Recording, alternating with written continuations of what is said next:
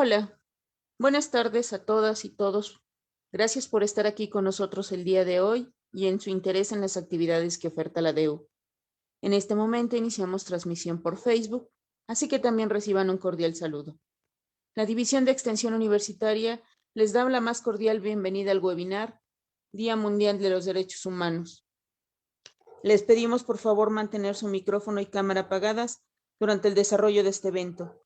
Les informamos que con este webinar concluimos el año. Agradecemos su lealtad, les deseamos felices fiestas y esperamos seguir contando con su presencia en el siguiente año. Les recordamos que todas las dudas que se vayan generando nos las pueden hacer saber en el chat, tanto de la sesión de Zoom como de Facebook, y trataremos de resolver la mayor cantidad de ellas, siempre y cuando el tiempo nos lo permita. Quien requiera constancia deberá solicitarla en la liga que estará disponible en el chat, tanto de la sesión de Zoom como de Facebook, a partir de las 17:30 horas y hasta las 21 horas. Las constancias se entregarán en un máximo de 30 días hábiles una vez que nos reincorporemos del periodo vacacional. Nuevamente sean ustedes bienvenidos. Hola, ¿qué tal? Muy buenas tardes a todas y todos los que nos acompañan en esta última transmisión de webinars que se realiza a través de la DEU de la FES Iztacala. Como bien nos han comentado hace un momento, y qué mejor que cerrar con un tema que me parece que es de suma relevancia y que además precisamente se acomodó perfecto en este día porque se conmemora el Día de los Derechos Humanos. Y entonces vamos a poder cerrar con toda la precisión de estar en este día, en este tema, y con dos panelistas que van a estar con nosotros participando y que agradecemos además su participación y el tiempo que nos ofrecen para compartir con todos ustedes sobre esta temática que es de suma importancia. Les damos la bienvenida, como siempre. Este es un trabajo que realizamos durante varios meses y pues hoy cerramos con este último webinar y nos da mucho gusto estar con ustedes el día de hoy. A manera de preámbulo, como sabemos, el día de hoy se conmemora el Día de los Derechos Humanos y me gustaría comenzar con una frase de Audrey Azoulay, que es directora general de UNESCO, que escribió en el 2018, la cual comenta que la Declaración Universal de Derechos Humanos encarna el eterno anhelo de la humanidad de libertad, justicia y dignidad. Este anhelo no surge de una única cultura o tradición, sino que constituye un fundamento común para que todas las personas puedan llevar una vida plena, para que todos los pueblos y todas las naciones puedan vivir en paz. Con esto daremos entonces inicio, también recordándoles que la Asamblea General de las Naciones Unidas, en su resolución A/Res/423, designó el día 10 de diciembre como el Día de los Derechos Humanos, coincidiendo con la fecha en que la Asamblea General adoptó la Declaración Universal de Derechos Humanos en 1948. Esta Declaración Universal de Derechos Humanos es el documento más traducido del mundo y está disponible en más de 500 idiomas. Este es uno de los textos de mayor importancia dentro del ámbito de derechos humanos, debido a que además expone valores universales y un ideal común para todos los pueblos y naciones. Además establece que todas las personas tienen la misma dignidad y el mismo valor. El día de hoy no solamente lo queremos proyectar en lo general con respecto a los derechos humanos, sino también nos queremos ir hacia los derechos humanos en las poblaciones o en los grupos en donde tienen mayor vulnerabilidad, como son las personas con discapacidad principalmente. Evidentemente, todo este tema de derechos humanos es de importancia e interés para todos como ciudadanos, pero en ellos hay una serie de particulares que sí son muy importantes a destacar y a conocer, y precisamente este es el objetivo del día de hoy: poder identificar qué de todo esto es lo que tenemos que cuidar, preservar y de alguna manera defender para toda la población. Agradecemos mucho la presencia de todos y le daré la palabra a la maestra Cecilia Islas, quien nos hará el honor de presentar a nuestros ponentes del día de hoy. Muchísimas gracias. Muchas gracias, maestra Eva. Y bueno, pues el día de hoy estamos como muy contentas porque es nuestro último webinar que hemos ido trabajando mes con mes. Y bueno, pues estamos cerrando con broche de oro, teniendo a nuestros dos panelistas. Primero, si me permiten, voy a presentar a la maestra Patti Germán. En algunas ocasiones hemos estado platicando con ella, y la maestra Patricia Germán es licenciada en Psicología por la UNAM, cuenta con una maestría en Educación Básica con especialidad de Inclusión Educativa, participó en la compilación del Manual de Capacitación, Formación de Cultura del Buen Trato con apoyo de la CNDH, es autora y ganadora del segundo lugar en la categoría de colectivo escolar del Séptimo Congreso Nacional de Experiencias Exitosas de Integración Educativa, convocado por la SEP en Educación Especial, la CONAPRED y Fundación MAFRE. Publicó un libro que se llama Inclusión de la Escuela, transitado el discurso de la operatividad en la editorial Prover. También tiene una especialidad en discapacidad, inclusión educativa, educación por competencias, sexualidad, derechos humanos, equidad de género, liderazgo, sexualidad, habilidades de la vida, educación para la paz y la resolución de la no violencia de conflictos. Maestra Patti, bienvenida como siempre a su casa. Y bien, ahorita vamos a platicar con la maestra Patti. También quiero presentarles, el día de hoy tenemos el honor de poder platicar con el licenciado Germán Bautista. El licenciado Germán Bautista es licenciado en Derecho por la Universidad Autónoma de San Luis Potosí. El licenciado egresó en el 2002 y actualmente es una persona que trabaja adjunto a la Comisión Nacional de los Derechos Humanos. Es importante comentar que el licenciado ha participado y está muy de la mano trabajando con los tratados, que es, por ejemplo, el Tratado de Marrakech, que es un tratado muy importante hacia la inclusión de las personas con discapacidad visual. Y bueno, finalmente toda la experiencia que él tiene visto desde la discapacidad visual, pero también desde la sensibilidad que genera la CNDH. Licenciado Germán, bienvenido. Muchas gracias, buenas tardes.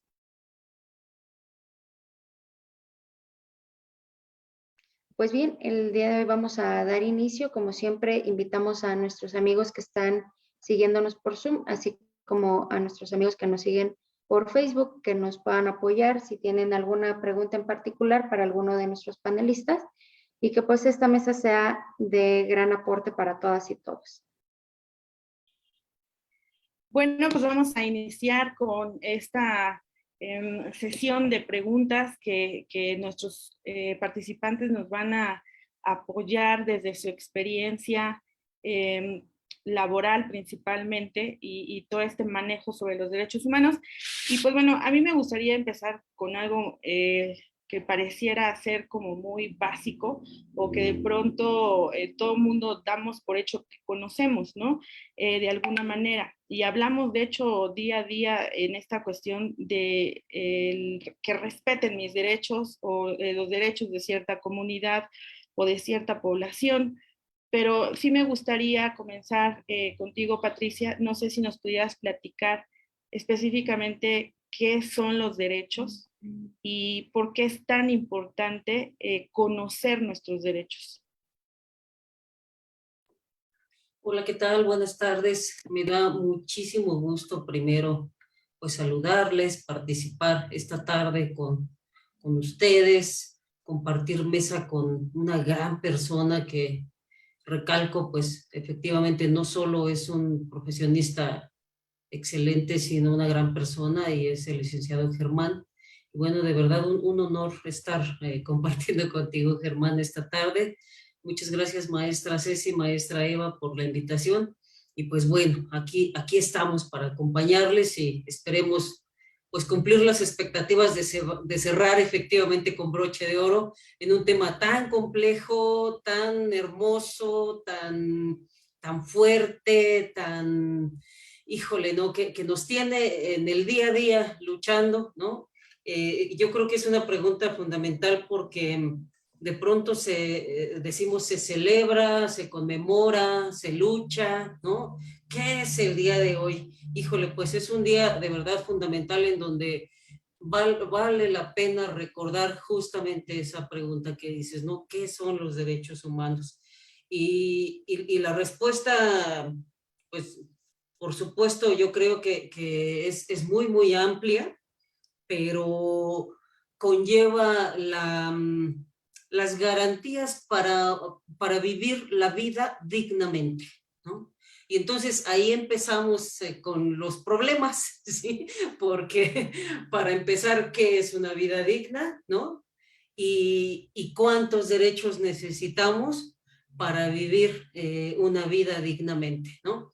Y si de verdad las personas con discapacidad, todas, cualquier discapacidad, en esta tarde pues hablaremos yo creo que más de la visual, pero si de verdad las personas con discapacidad tenemos, ¿no?, esos derechos, accedemos a ellos, la sociedad, los gobiernos lo garantizan, quién sabe, no, yo creo que no, ¿no? Es una lucha constante. Yo siempre les digo a mis alumnas y alumnos, porque bueno, quiero decirles que soy docente de secundaria, trabajo impartiendo la asignatura de formación cívica y ética y es básicamente el trabajo de fondo, ¿no? De análisis de los derechos y de cómo conseguirlos, ¿no? Y siempre les digo, los derechos se luchan, ¿sí? Vivir una vida digna es luchar por ella, es trabajar mucho día a día, hacer alianzas, hacer grupos, visibilizar qué es una vida digna, ¿no?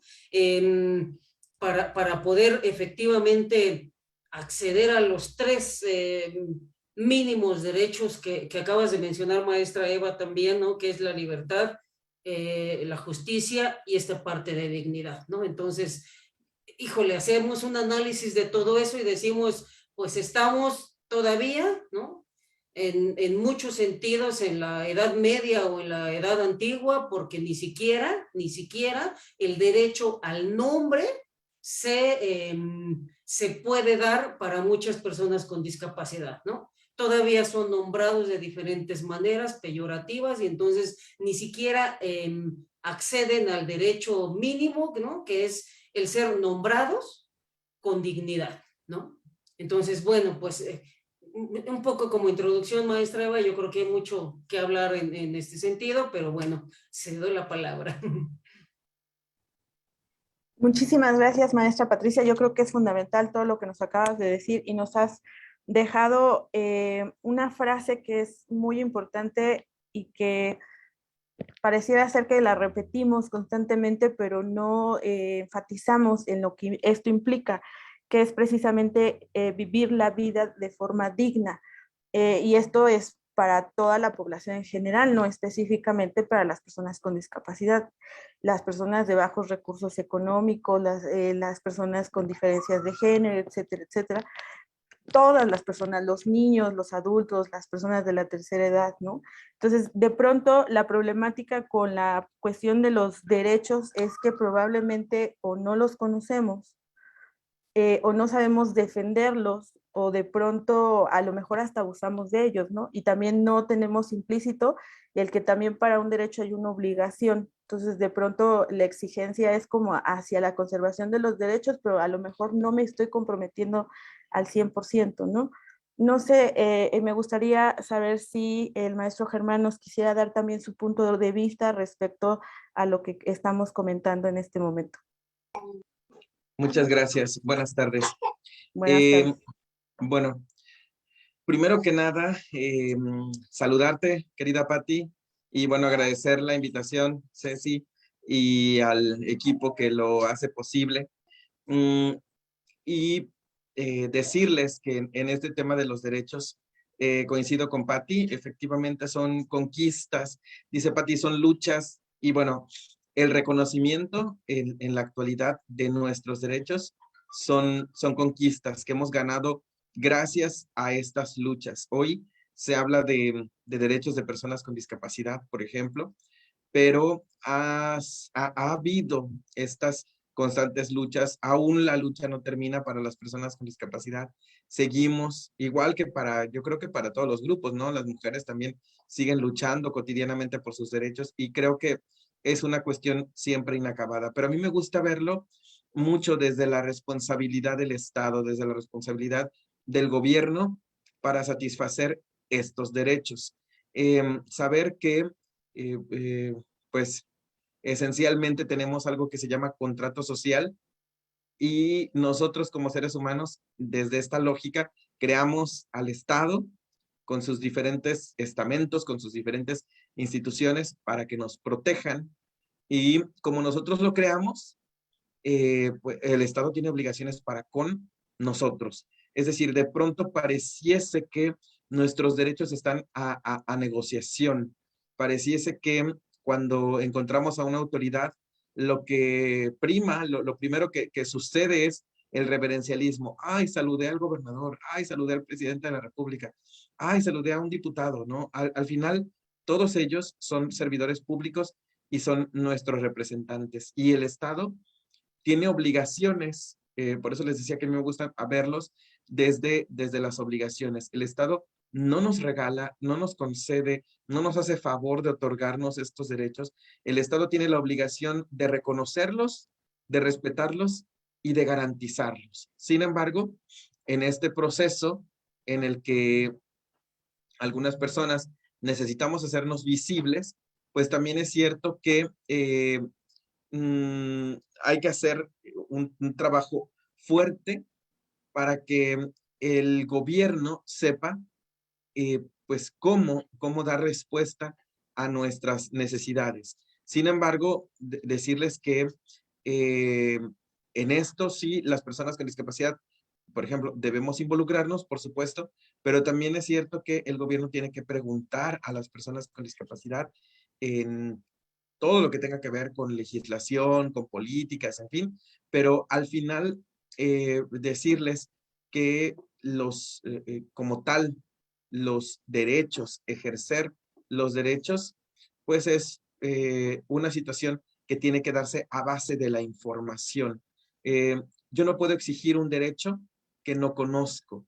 Yo puedo decir, tengo derechos, ¿y a qué tienes derecho? ¿Dónde dice que tal derecho es tuyo, ¿no? O que tienes tal derecho, que tienes derecho a ejercer tal derecho, ¿no? Entonces, para eso es importante la información. Y dentro de las obligaciones del Estado, incluso el Estado tiene la obligación de darnos esa información. ¿Sabes qué? Tú tienes derecho a tal, tal, tal y tal, en el caso de personas con discapacidad. Igual, ahorita lo vamos a desarrollar, pero una cuestión importante es que derecho que no es conocido es un derecho que difícilmente será exigido. Entonces, por eso es necesario, es relevante hablar de los derechos de las personas con discapacidad, que no son distintos a los derechos de las demás personas, pero sí los mecanismos para la satisfacción de ese derecho.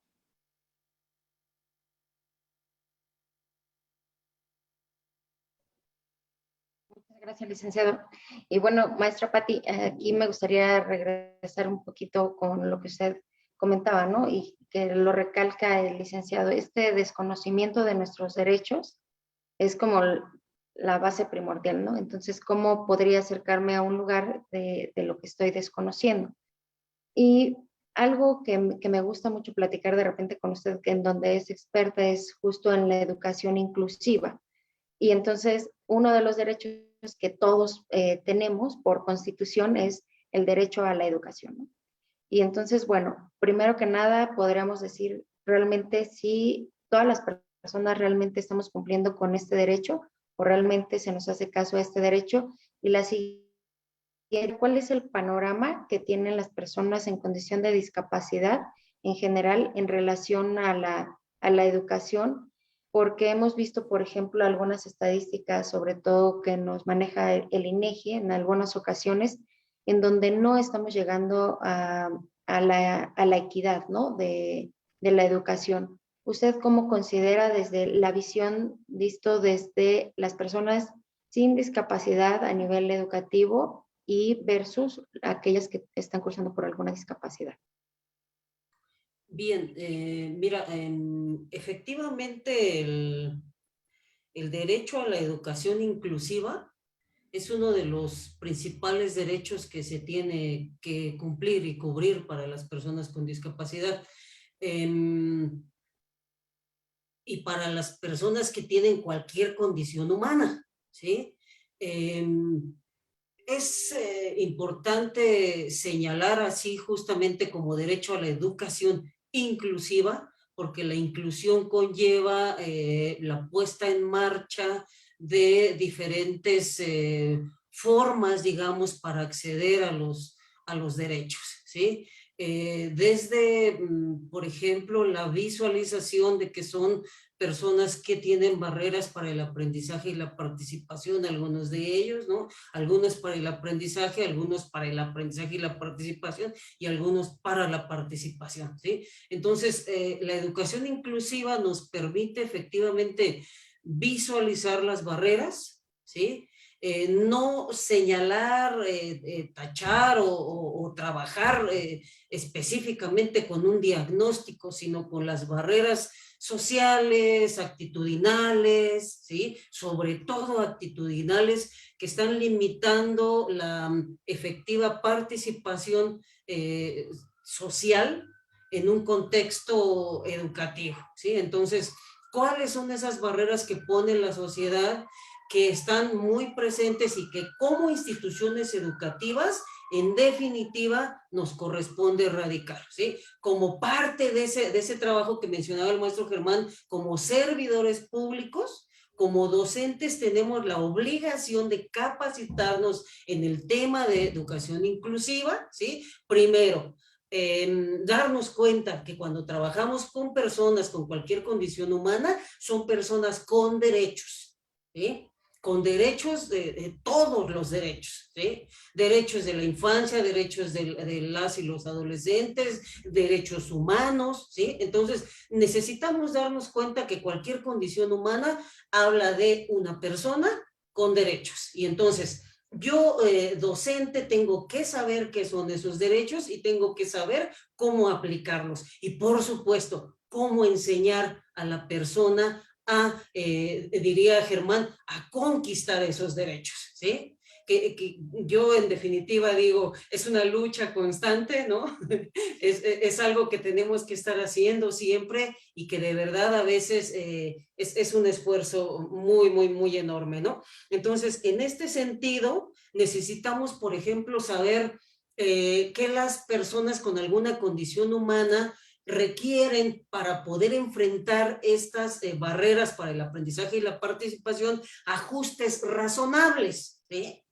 Es decir, eliminar todos aquellos obstáculos que no les están permitiendo ejercer plenamente su derecho a la educación, ¿sí? Y entonces, necesito, por ejemplo, saber que yo como docente tengo que aprender a lo mejor lenguaje de señas, aprender sistema braille, ¿sí? Necesito tener ciertas habilidades que efectivamente le permitan a la alumna y al alumno acceder, ¿sí? Es decir, romper esas barreras que no le permiten su pleno aprendizaje y participación mediante lo que yo pueda hacer, ¿sí? Porque las barreras las pone el contexto, las pone la sociedad, ¿sí? De hecho, en el contexto, digamos, normativo en el que estamos ahorita de la visualización de las personas con discapacidad, pues está muy reconocida esta parte de que estamos en el modelo de derechos humanos, justamente, ¿no? Y el modelo de derechos humanos dice, son personas dignas, ¿sí? Son personas que enfrentan barreras y son personas que la sociedad las discapacita, ¿sí? Porque no les permite un desarrollo pleno y entonces tenemos que trabajar todos en conjunto, ¿no? Entonces, en este sentido, bueno, vemos, por ejemplo, muchas alumnas y alumnos con discapacidad solamente integrados en instituciones educativas, ¿no? Esa es una lucha y un esfuerzo que ha hecho mucho lo que se llama educación especial. Vemos a muchos y muchos alumnos en las escuelas, pero siguen sentaditos en un rincón, ¿no? siguen las y los maestros sin saber qué hacer, peleadísimos y enojadísimos con sus directivos porque sus directivos aplicaron la normatividad y dijeron no le puedo negar el acceso, ¿no? Entonces ahí está, pero están paralizados, ¿no? Todavía luchando, tratando de decir es que este niño lo debe de atender el programa o el servicio del UDEI, ¿no? Yo no, yo atiendo a niños homogéneos, ¿no? A niños regulares, ¿no? Este niño o esta niña está fuera de mi preparación. Es que yo no me preparé para eso, ¿no? Entonces, híjole, en este tema de educación inclusiva, pues está como uno de los principales derechos a trabajar para las personas con discapacidad, a poner en práctica y a seguir conquistándolo, pero pues todavía falta mucho en ese sentido, ¿no? Muchísimas gracias, maestra Patricia. Creo que es muy importante aquí destacar que, como bien se comentó al inicio, el derecho a la educación es uno de los pilares fundamentales en los derechos humanos para toda la población. Aún así, existen muchos sectores que no tienen el alcance a ello, y no solamente las personas con discapacidad. Podríamos también, por ejemplo, destacar las personas que viven en comunidades rurales, en áreas de bajos recursos económicos, las personas en situación de calle, que evidentemente no tienen el alcance de entrar a una escuela que les permita que los niños y niñas puedan participar de forma oportuna. Y no tanto por la falta de una escuela especializada, como comentabas ahorita, sino también por una falta de acceso económico a todo este tipo de servicios. Y eso también genera una barrera en la educación que está más ligada hacia la parte económica más que a la discapacidad, ¿no? Podríamos manejarlo desde esa parte. ¿Por qué otras razones la población en lo general, no solo la población con discapacidad, por qué otras razones podrían no tener este acceso a la educación? Licenciado Germán, ¿qué opina al respecto? ¿Por qué otras razones? Bien, al igual que el tema de la discapacidad es un constructo, también la discriminación es un constructo que la sociedad hemos como que coincidido en realizar cotidianamente. Discriminamos porque alguien es diferente a nosotros en cuanto al color de piel y eso tiene que ver con una carga histórica. Discriminamos por situación de pobreza, que también puede ser una carga histórica. Discriminamos por cuestiones de género, que también puede ser un asunto del colonialismo. Discriminamos eh, por la preferencia sexual, en fin, un montón de situaciones que de pronto nos hace considerar a las personas que a lo mejor pertenecen a alguna comunidad indígena, que pertenecen a alguna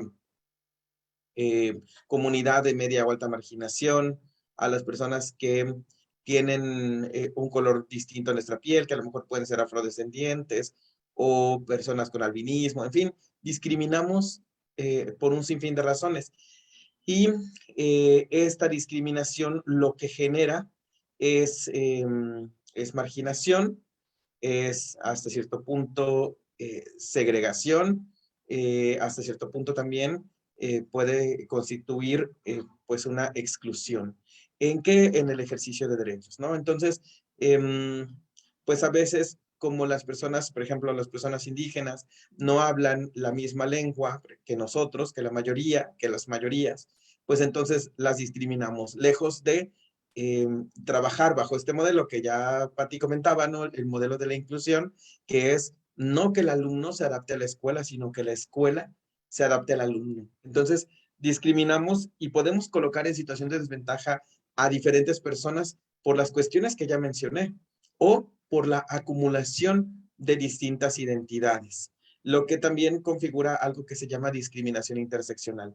El hecho de que yo, por ejemplo, sea una persona con discapacidad en una comunidad indígena, pues configura pues dos identidades, ¿no? Ser persona con discapacidad y ser persona indígena. Pero si además vivo en situación de pobreza, pero si además soy mujer, pero si además soy madre soltera, etcétera, configuro varias identidades que en interacción con algún sistema de opresión, como el machismo, el capacitismo o el occidentalismo, o en fin, vamos hacer que la persona que encarna todas estas identidades, pues viva situaciones profundas de desventajas, pero ojo, estas desventajas son producidas por los propios constructos sociales. No es propiamente que el color de piel me haga distinto, no es propiamente que el hablar otra lengua me haga distinto, sino que el hecho de yo querer homogeneizar, y hablo de mí como la sociedad, ¿no? El hecho de que la sociedad intente homogeneizar a las personas, pues entonces ahí tenemos un problema porque no reconocemos las diferencias. Entonces, las personas que viven en un contexto educativo complicado, quizá como por ejemplo en un conflicto armado, en una zona de desastres, en fin, además de ver el riesgo de no disfrutar al máximo el derecho a la educación, puede ser todavía,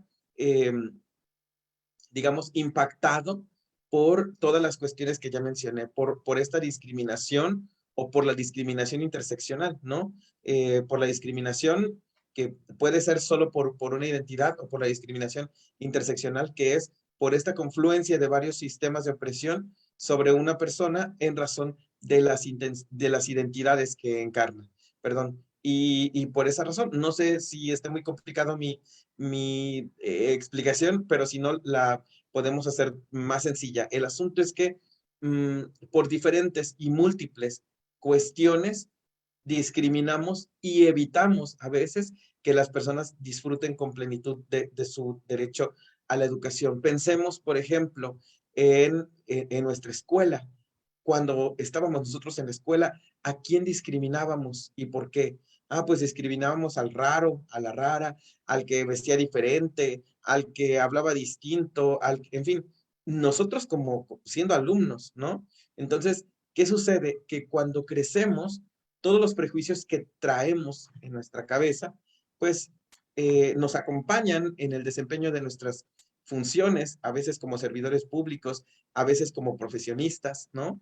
Entonces, ahí tenemos que todos estos prejuicios al acompañarnos nos pueden generar actitudes negativas hacia ciertas personas, y con eso llevamos a cabo prácticas discriminatorias que pueden concluir, insisto, pueden dar como resultado la exclusión, la marginación, la segregación, o cuando las personas ya están dentro de las escuelas, la deserción, me parece.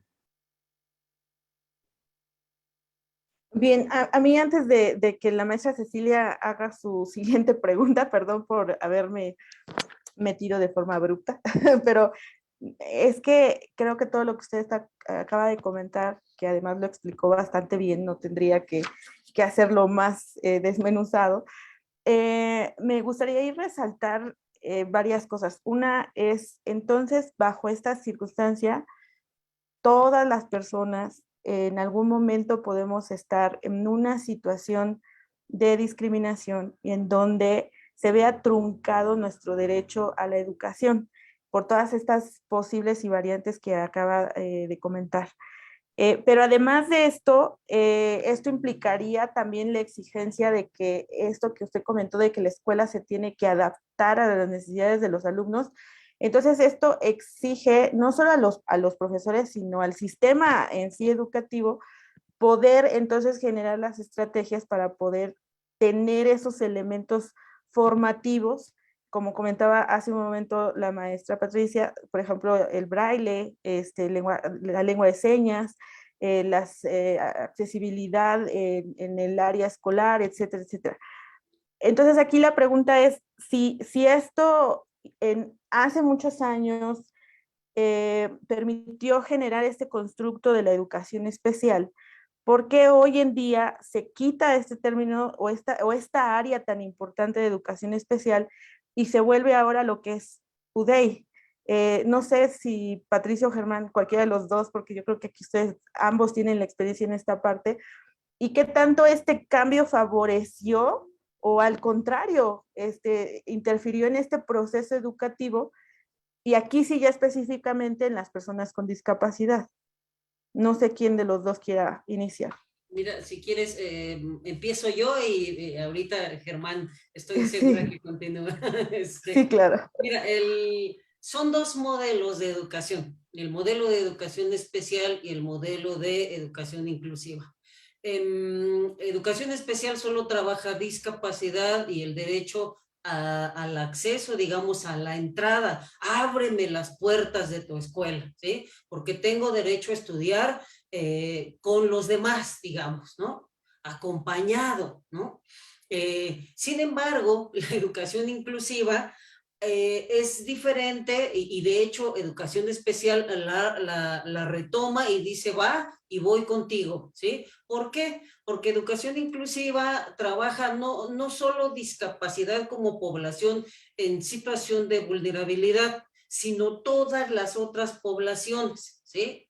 Reconoce efectivamente lo que hace un momento decías, maestra Eva, que hay otras poblaciones, decía Germán, que son discriminadas, es decir, en situación de vulnerabilidad, que hace que la sociedad las discrimine, ¿sí? Y entonces, educación inclusiva reconoce esas otras poblaciones, nos dice, es muy importante trabajar no solo con discapacidad, sino con todas las otras, para que accedan efectivamente a la educación de forma regular, como cualquier otro ser humano, ¿no? Entonces, en ese sentido, por eso educación inclusiva trabaja el aspecto de barreras para el aprendizaje y la participación, nos pone mucho en el trabajo constante en cuanto a qué necesitamos, a situaciones de, por ejemplo, diseño universal, ¿no?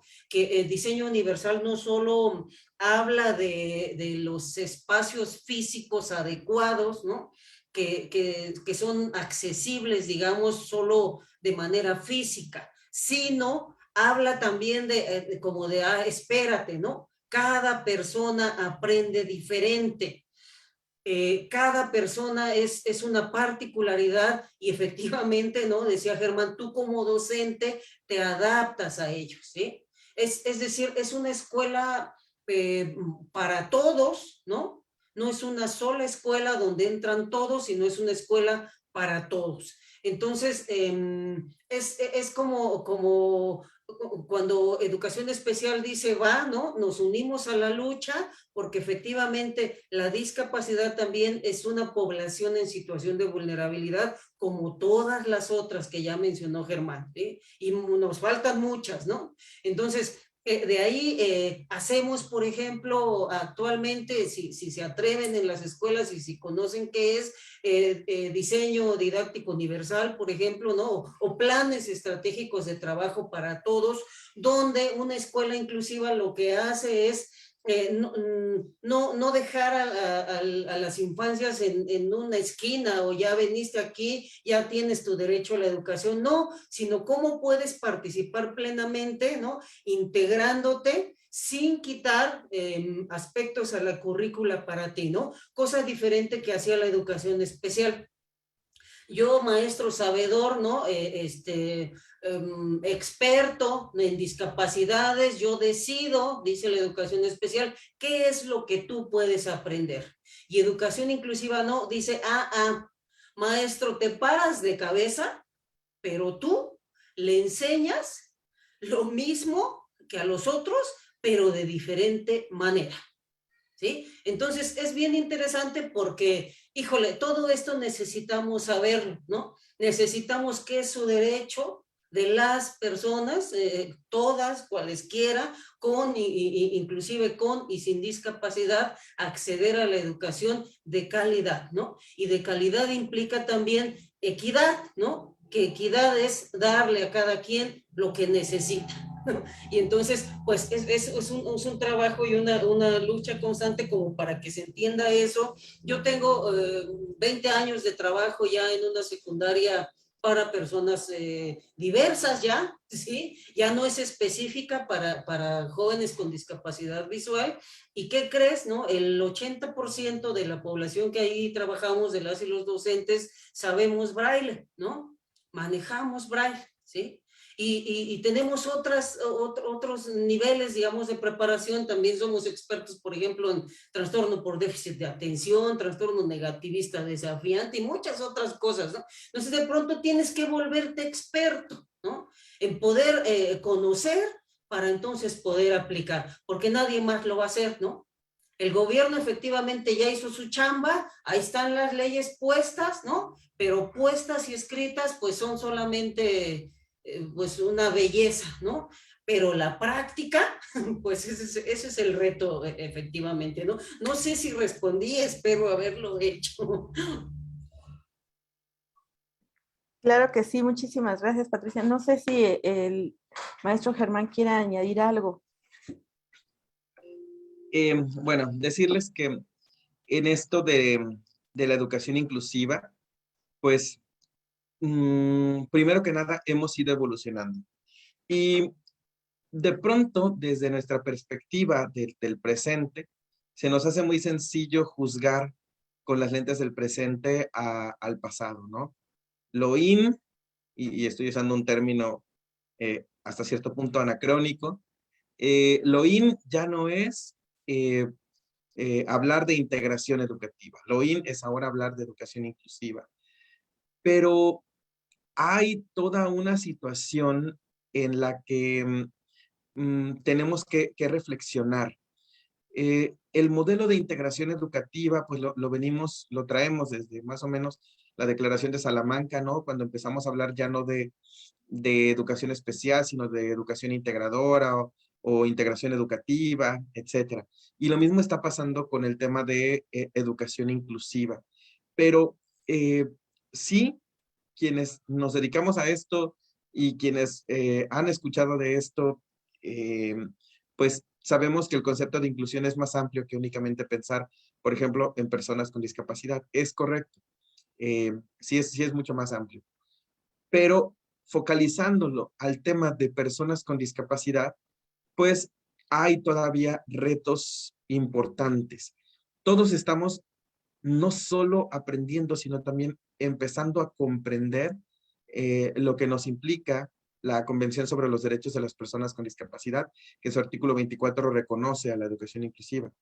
Estamos entendiendo, y en este entender, en este tránsito hacia la educación inclusiva, pues necesariamente vamos a cometer pues algunos errores o vamos a tener retos, ¿no? Retos como el hecho, como decía Patti, ¿no? De no solamente asegurar el acceso a las personas, sino también asegurarles el aprendizaje. Y en ese sentido, pues ahí están los desafíos, ¿no? ¿Cómo aseguramos el aprendizaje? Dice Patti, el 80% de los maestros saben braille y tenemos que volvernos expertos en todo. Sí, creo que la formación docente se tiene que robustecer para garantizar una educación inclusiva y de calidad, como lo dice la Agenda 2030, para el desarrollo sostenible. Pero, pues las discusiones son, no sé si afortunada o desafortunadamente, yo creo que desafortunadamente, prueba y error. Miren, voy a tratar de ejemplificarlo más fácil. Ojalá puedan ver la película El color del paraíso. Es una película que habla del desarraigo al que estamos expuestos las personas con discapacidad por este asunto de las escuelas de educación especial. En mi caso, por ejemplo, yo tuve que migrar de mi pueblo y yo creo que muchas personas con discapacidad somos migrantes, ¿no? Nos hemos movido de nuestro lugar de origen a lugares en las capitales pues a veces del estado y a veces del propio país. Nos hemos tenido que mover para recibir estudio, porque en otros lugares no había esas mismas oportunidades. Lo que busca la convención es que la educación sea inclusiva en la comunidad más alejada del país que la educación sea inclusiva para que no tengamos que lidiar con varios aspectos. El primero es el desarraigo, ¿no? En algunos casos, la pérdida de nuestra lengua, si somos hablantes de una lengua indígena, ¿no? En fin, entonces, lo que busca la educación inclusiva es que las escuelas para todas las personas estén disponibles, sean accesibles, aceptables, inclusivas en todos y cada uno de los lugares. De esa manera, la educación pues va a estar al alcance de todas las personas. Si no, si seguimos trabajando bajo un modelo de educación especial en donde las ciudades grandes son las que tienen las escuelas para la atención de personas con discapacidad, vamos a seguir viviendo el desarraigo, vamos a seguir teniendo que solo algunos, en esto que se llama, que llevamos a cabo, que es un tipo de selección natural, que es la criba, ¿no?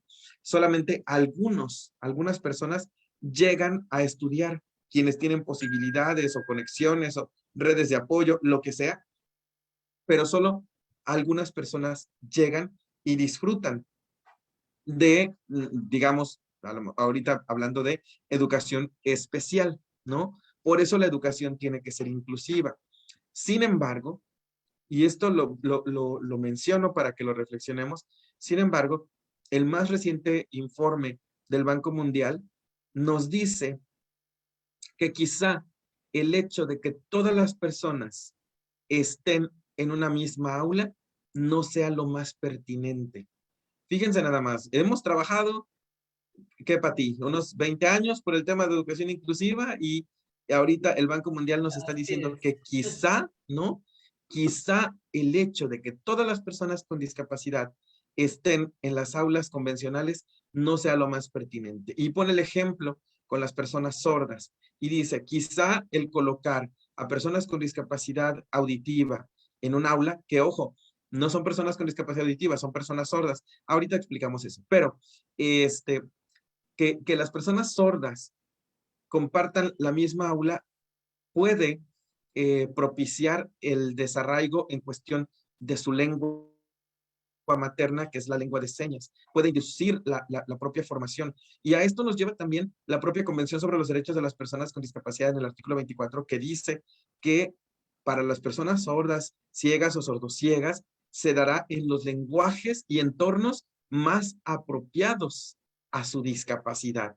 Y entonces, ¿qué decimos? A ver, la convención que nos está mandatando a hacer una educación inclusiva, nos habla de entornos más apropiados, pues ahí hay dos respuestas. La primera es, quizá los entornos más apropiados, y lo voy a poner entre comillas, sean los entornos segregados, pero yo diría que los entornos más apropiados son los entornos inclusivos y sí, cuando se requiera algún otro ajuste, lo mencionaba Patti, pues se pueden hacer, ¿no? Por ejemplo, una persona con autismo que requiere de una atención personalizada, que el ruido de los lápices sobre el papel le genera estrés, ¿no? En fin, que no puede estar en un aula con sus demás compañeros porque le representa problemas, como ajuste, bueno, lo podemos mover en ciertas clases y en otras puede formar parte activa dentro del entorno, el entorno educativo inclusivo. A lo que tiende, a lo que debe tender la educación inclusiva es a propiciar comunidades escolares inclusivas para que posteriormente haya sociedades inclusivas. Pues excelente. Me llama la atención, licenciado, algo que nos decía, ¿no? No son personas con discapacidad auditiva. Y en relación a eso, también nuestros amigos que nos siguen por Facebook nos han ido dejando algunos comentarios en relación a este lenguaje inclusivo que siempre cuesta mucho trabajo, ¿no? Y creo que nos cuesta mucho trabajo a todas las personas. En algunos otros espacios hemos expuesto esta cuestión en donde de repente han ido modificándose tanto que de repente queremos sí actualizarnos, pero que también en algún momento parece que estamos fallando, ¿no? Y entonces, antes era la persona minusválida, la persona con discapacidad, con capacidades diferentes, y de repente te dicen, no, ya no, eso ya se quedó atrás, y entonces es como, ¿y ahora cómo? Ahora es la persona con discapacidad y el apellido, y ahora resulta que no, porque realmente, como lo dice la OMS, ¿no? Es un término más complejo en donde interviene toda la sociedad y nos vamos como siempre quedando un pasito atrás, aun cuando estamos muy interesados en querer aportar hacia la inclusión, hacia esta parte de un lenguaje realmente inclusivo. Y justamente nuestros amigos de Facebook hacen estos comentarios de que no son personas que son personas con condiciones humanas, son personas con discapacidad y bueno, que recomiendan cómo los podamos llamar. Ojalá que más adelante el licenciado nos pudiera platicar un poquito justo esto que nos decía de las personas sordas y de este lenguaje inclusivo que, insisto, creo que siempre vamos como un pasito atrás, aun cuando estamos tratando de seguir cuál sería el mejor término. Sabemos que siempre anteponemos la palabra persona, o bien si conocemos el nombre, pero que de repente es, y entonces ahora, ¿qué más le tendría que agregar? También, maestra Patti, aquí nos dejan una pregunta. Nos pregunta Marta Vázquez que los alumnos que requieren una educación especial, ¿ustedes creen que pueden ser atendidos en nivel básico y medio por maestros que no han sido formados para ello? Sobre todo en las escuelas públicas donde los grupos suelen ser muy numerosos. Ok, muchas gracias, agradezco la pregunta. Mira, primero quiero retomar un poquito cuando hablamos de, y no con el afán de generar debate, sino con el afán de clarificar, cuando hablamos de personas con cualquier condición humana, sobre todo susceptible a discriminación, hablamos no solo de personas con discapacidad. Hablamos de todas esta lista que nos enunció el licenciado Germán y otras, ¿no? Personas, por ejemplo, que tienen alguna enfermedad como VIH-Sida, cáncer, personas afrodescendientes, ¿no? Alguna condición que pueda ser susceptible efectivamente de que por su diferencia humana que tienen puedan ser discriminadas o discriminados. Y entonces en ese sentido la educación inclusiva retoma a todas esas poblaciones en situación de vulnerabilidad y trabaja básicamente para otorgarles educación de calidad y empoderarles en sus derechos, ¿no? Entonces, nada más un poquito como clarificando al respecto. Y para dar un poquito respuesta a esta pregunta, mira, un postulado de la educación inclusiva que es básico, fundamental y que no se puede separar es el trabajo cooperativo. Es la enseñanza y la aplicación del trabajo cooperativo en todas las instituciones. Hay muchos autores que nos hablan de ello, ¿no? Sin embargo, bueno, un poquito lo resumo, cómo aplicamos el trabajo cooperativo, ¿qué significa eso? Que tú como docente no haces el trabajo sola o solo, ¿sí? Te apoyas de tus alumnas, de tus alumnos, ¿sí? Y entonces generas estrategias en tu plan de trabajo, por ejemplo, ¿no? De equipos rotativos, equipos base, diadas, triadas, ¿sí? Es decir, generas espacios de trabajo donde tus alumnas y tus alumnos participen plenamente, tengan la oportunidad de conocer a todas las personas, ¿sí? Integrarse perfectamente con ellas y apoyarte, sobre todo si no tienen alguna condición humana, apoyarte en el proceso educativo, ¿sí? Con o sin condición, porque también de pronto se suele pensar, todas las personas con discapacidad visual enfrentan barreras para el aprendizaje y la participación, y no es cierto, ¿no?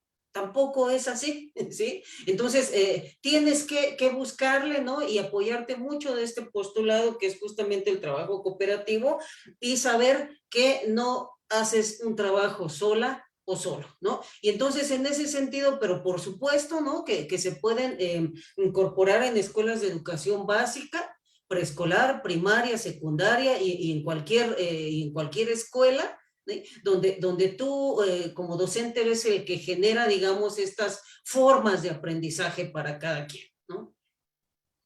Claro que se puede. Mi escuela, pues he de decirles, mi escuela no es una escuela especial, ¿eh? Mi escuela es una secundaria regular, general, por cierto, de gobierno.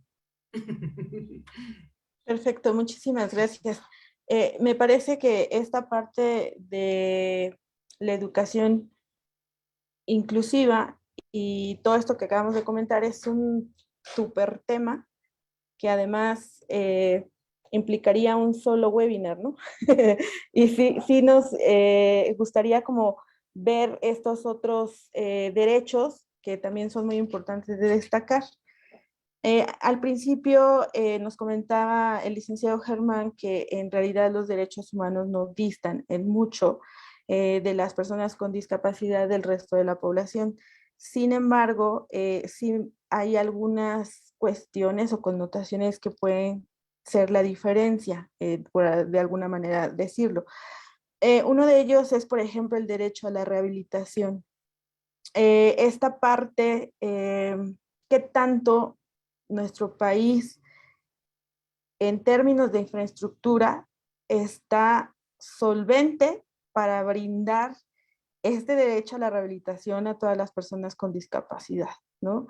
Porque de pronto una de las situaciones que se llega a presentar está muy lejos para la familia, por ejemplo, que desea llevar a su hijo, hija o a su familiar con discapacidad a este proceso de rehabilitación y entonces no se puede porque no está el acceso, porque no es cercano, porque es caro, porque no se encuentra el especialista para lo que tiene esa persona en específico, ¿no? ¿Cómo es esta situación de la rehabilitación en nuestro país, licenciado Germán?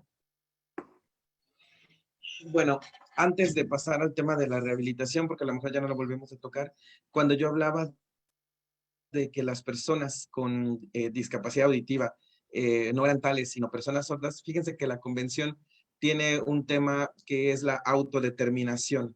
En esto, por ejemplo, la convención habla de, en su artículo 1, dice, las personas con discapacidad incluyen aquellas que tengan deficiencias físicas, intelectuales, mentales y sensoriales. Dentro de las mentales están las personas con discapacidad psicosocial. Pero ¿por qué ellas no se autonombran personas con discapacidad mental? Por este estigma, la condición psiquiátrica. Entonces, hicieron un ejercicio de reflexión y dijeron, somos personas con discapacidad psicosocial. En aquellos ayeres, cuando se estaba recién aprobando la convención y entrando en vigor, ¿no? Y hubo todo un movimiento. Hoy sabemos que lo correcto para nosotros, por ejemplo, para servidoras y servidores públicos, pues es personas con discapacidad psicosocial.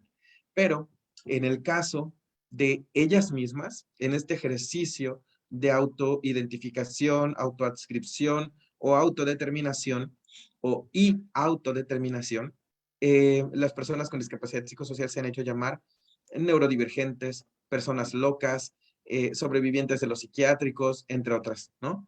Entonces, por ejemplo, hay por ahí todo en Latinoamérica hay todo un movimiento de personas locas, principalmente encabezado, fíjense, es en Latinoamérica que ha empezado a prosperar, pero viene de Canadá, ¿no? Un movimiento de personas locas o neurodivergentes. Y entre ellos y ellas se hacen llamar los locos, las locas, ¿no? Igual, con este ejercicio de autodeterminación, las personas sordas se han hecho llamar a sí mismas los sordos, nosotros los sordos, nosotras las sordas, con S mayúscula.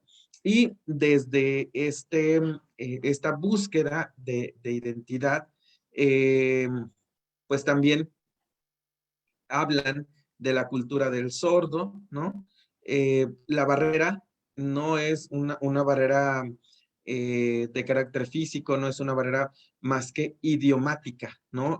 La barrera que tenemos para con las personas sordas. Entonces, muchas personas con discapacidad auditiva no se asumen como tales, sino simplemente como sordos. Yo soy sordo, ¿no? Es como decir, yo soy ciego, pero convirtiéndolo en un rasgo identitario. Muy interesante, ¿no? Muchas personas con discapacidad auditiva, lo acabo de constatar, no celebran el Día de las Personas con Discapacidad, no lo conmemoran, digamos, porque no lo celebramos, sino lo conmemoramos, pero muchas personas con discapacidad auditiva dicen, no, yo conmemoro, yo recuerdo, yo promuevo el día 28 de noviembre, que es el día de la lengua de señas, ¿no? Por ejemplo, pero no así el Día de las Personas con Discapacidad, porque ellos, la mayoría, no todos, muchas personas sordas sí se asumen como personas con discapacidad, ¿no? Pero es este ejercicio de autodeterminación. Y podemos encontrar las dos vertientes y las dos son válidas, ¿no? Al final, la convención hay que interpretarla en su dimensión más amplia y protege a las personas sordas, aún y cuando nuestra lógica, sin imponer, ¿no? Sí nos dice nuestra lógica que pueden ser personas con discapacidad auditiva. ¿Por qué? Porque la deficiencia es auditiva, interactúa con barreras que no es, que sí tiene que ver con connotaciones lingüísticas, pero también hay barreras relacionadas con el sonido, ¿no? Una alarma auditiva, una persona con discapacidad auditiva no la puede escuchar, por ejemplo, ¿no? Entonces, bueno, espero no haberme detenido demasiado y si no, ahorita le damos trámite. En otro sentido, quisiera, mm,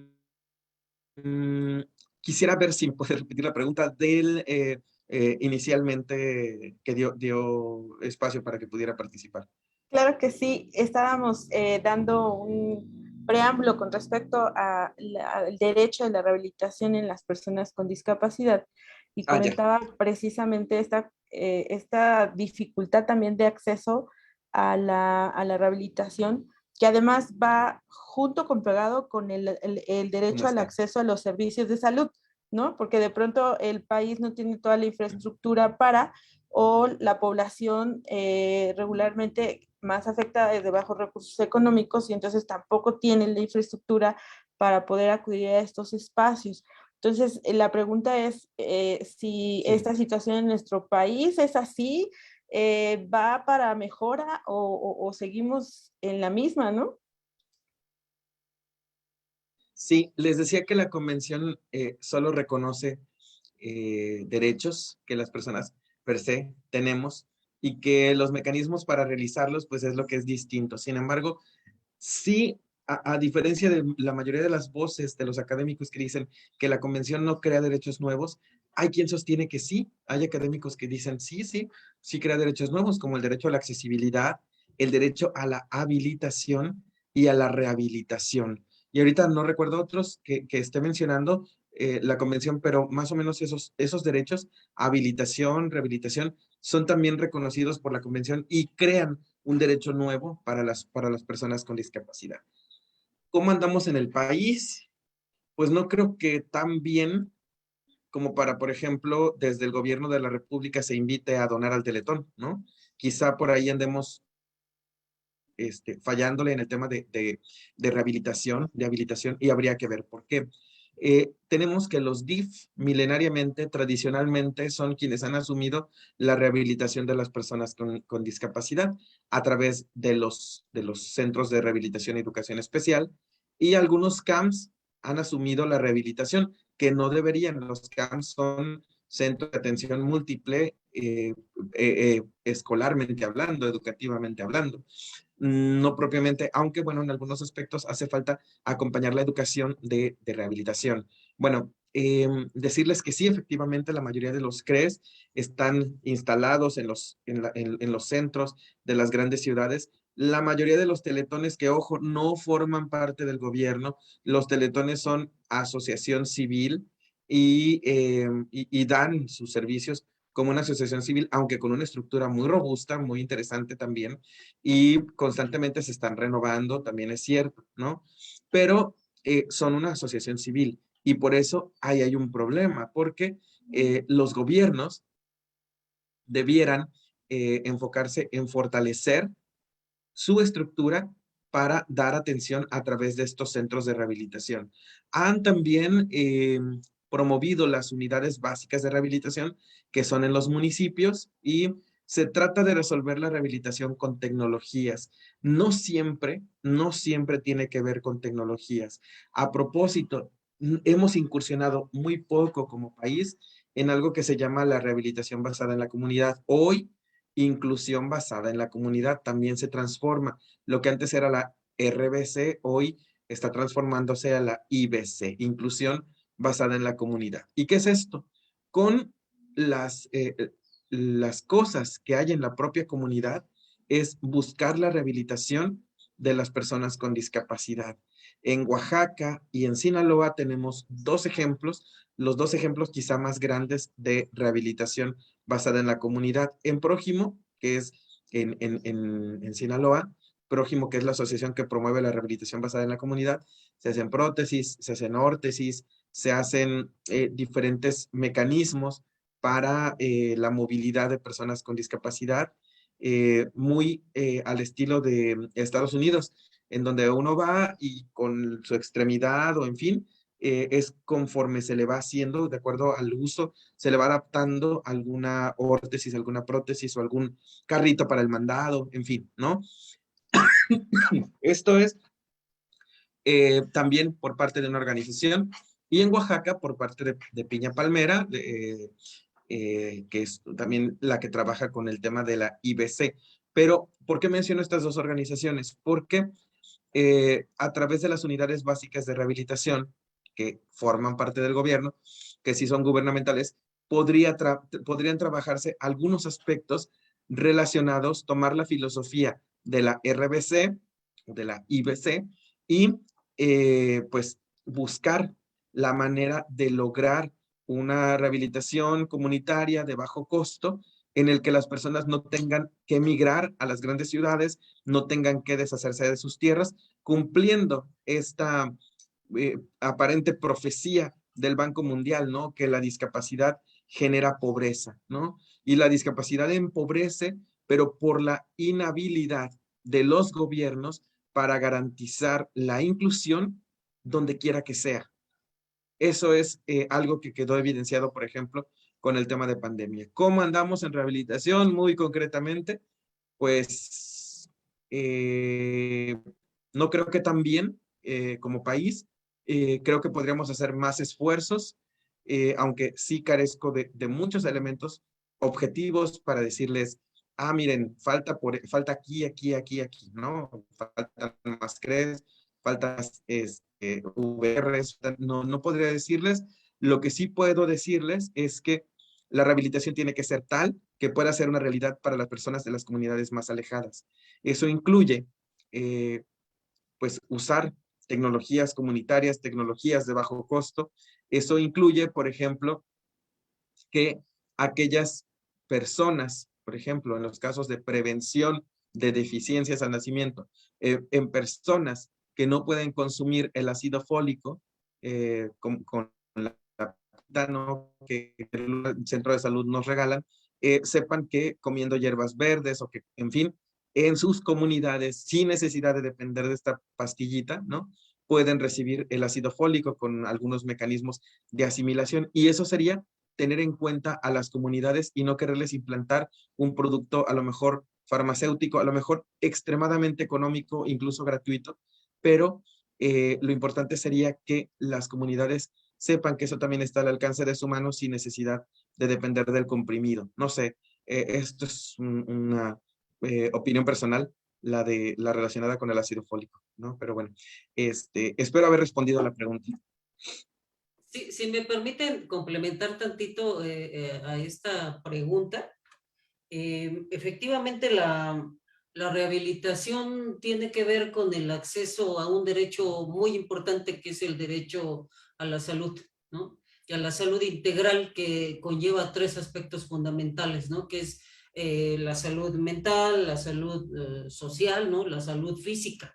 Entonces, cuando contemplamos esos tres niveles, digamos, de salud, pues no se está cumpliendo ni por el gobierno, ni por la sociedad, ni por la familia, ¿sí? Y muchas veces ni por la persona misma, porque la persona misma tampoco sabe, ¿no? Que puede exigir un derecho efectivamente, como lo dice Germán, exigir este derecho que es suyo, ¿no? Y no sabemos ni qué es un derecho, ni la forma, ¿no? Ni cómo acceder a ese derecho, ¿no? La familia tampoco sabe, porque, por ejemplo, en el caso de situaciones de pérdida visual, se vive como tragedia, ¿no? En el caso, por ejemplo, recuerdo mucho el documental de Mari Carmen Brauen, ojalá lo puedan ir a ver, no sé si siga en la Cineteca, pero estaba allí.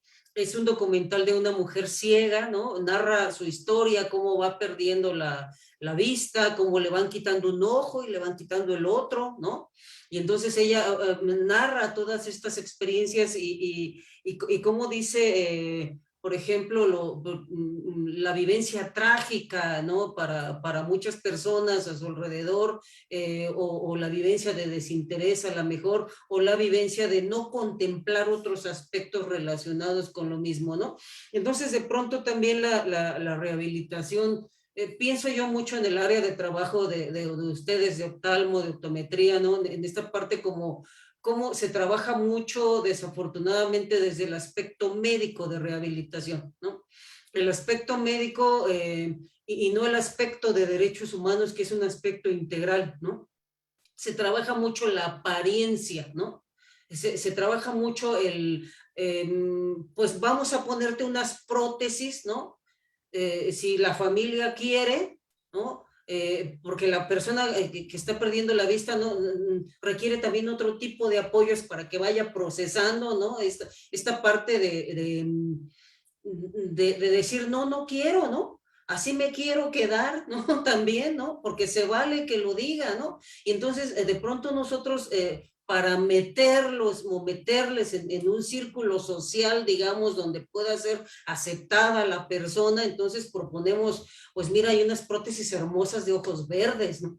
Ojos azules que te van maravilloso, ¿no? Entonces, híjole, ¿no? En esta parte como de cómo puedes volver a encajar en un aspecto social, ¿no? Donde la sociedad te acepte nuevamente y no se asuste por tu condición de no tener ojos, ¿no? De tener las cuencas vacías, ¿no? Entonces, híjole, ¿no? Hace falta mucho, mucho en esta parte un ejercicio de análisis profundo, ¿no? De preguntarle a la persona misma, del acompañamiento o como muy importante que se debe de hacer, ¿no? Hay personas, conozco bueno, ya no es un chico, ya es un señor, porque tiene 2 hijos, que tenía glaucoma, ¿no? Y él dijo, yo no me quiero operar, sé que el glaucoma me puede devolver la vista, ¿no? O un poco de vista, pero no me quiero operar, quiero seguir siendo ciego, ¿no?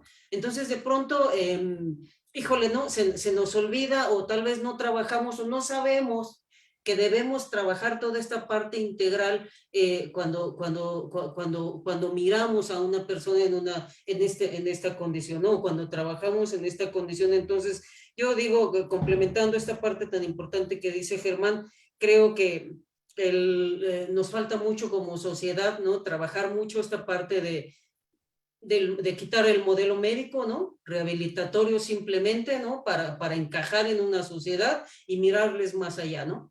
Más allá en su individualidad y en lo que quieren ellas y ellos, y cómo vas a vivir mejor, y cómo la gente también tenemos que adaptarnos a esta condición. En ese documental de Mari Carmen dice, cuando yo me quito mis prótesis, me siento yo, ¿no? Siento que soy yo, siento que me devuelve un poco mi ser, ¿no?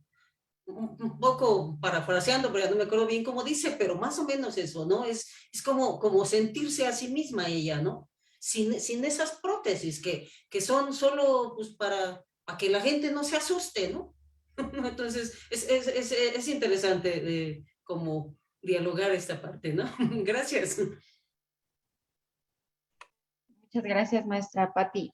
Pues súper interesante siempre tener en cuenta qué es lo que cada persona desea y quiere, ¿no? Que a veces intervenimos y justo nuevamente a lo mejor el desconocimiento a los derechos, entonces es donde nos cuesta trabajo poder delimitar y respetar estas partes y estas decisiones, aunque no sea lo que yo quiero, ¿no? De repente es en qué momento es mi derecho decirlo y en qué momento es su derecho no aceptarlo, ¿no? Entonces, siempre son líneas que no sabemos cómo delimitar.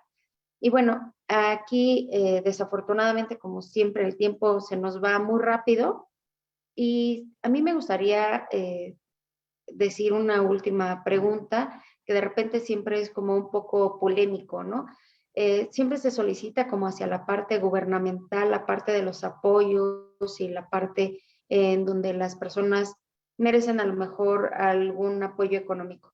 Sin embargo, ha generado cierta polémica porque entonces pareciera que entonces ahora el gobierno dice es mejor darte un apoyo económico y no darte las habilitaciones para que tú puedas estudiar o para que tú puedas desarrollarte de una manera laboral y que entonces puedas desarrollarte como una persona autónoma.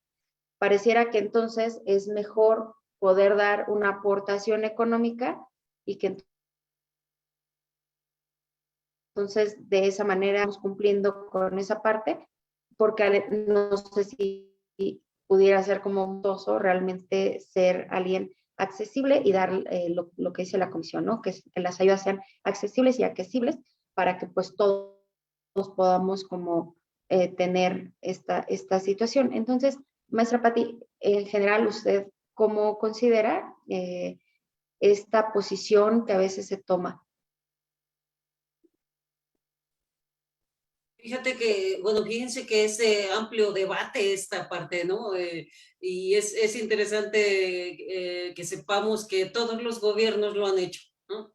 Todos los gobiernos piensan o han pensado que es la forma más inmediata de apoyar a las personas con discapacidad. Y según amplios foros en los que se ha debatido, digamos, al respecto, yo concluyo, ¿no? Porque es como la pregunta para mí, que, porque por supuesto pueden no estar de acuerdo con lo que diga, pero yo concluyo que es una medida en vía de mientras, así se conocen, ¿no? Como medidas en vía de mientras, es decir, son medidas pequeñas que por supuesto van a ayudar a la persona con discapacidad a tener algo mínimo, que si le dan, por supuesto, utilidad, el contexto lo favorece, la familia no se los quita, ¿no? Entonces, es un dinero que va a servir para tener los mínimos materiales necesarios o recursos de vida para salir, para cumplir el otro derecho que es muy importante y es sumamente importante cuando trabajamos en discapacidad, ya lo mencionó Germán, y es el derecho de accesibilidad, ¿sí? Que es ese derecho, es decir, si tú tienes 5 pesos, ¿no? Puedes trasladarte en un autobús y puedes buscar trabajo, por ejemplo, ¿sí? Entonces, esas medidas, digamos, como en vía de mientras, ¿no? O medidas pequeñas que hace el gobierno para ayudar, pues son eso, ¿no? Te permiten, por ejemplo, dirigirte a una asociación civil donde alguien te dé un bastón, ¿no? Te puedes como dirigir hacia un lugar donde te puedan brindar acceso a la educación, ¿no? Entonces, por supuesto que no es lo mejor, ¿no? Hagan de cuenta que los derechos humanos son algo que vemos como a 10 pasos, ¿no? Que están allá escritos, puestos, ¿no? Y que yo estoy aquí en una posición, ¿no? Entonces, el gobierno tiene mucha presión al respecto, ¿no? Y entonces algo tiene que hacer. Lo que es perfectamente medible, cuantificable, numéricamente en todo sentido, es un indicador de evaluación de calidad de mi gobierno, ¿no? Y entonces lo que hago es hacer algo mínimo, ¿no? Es decir, dar 3 pasitos.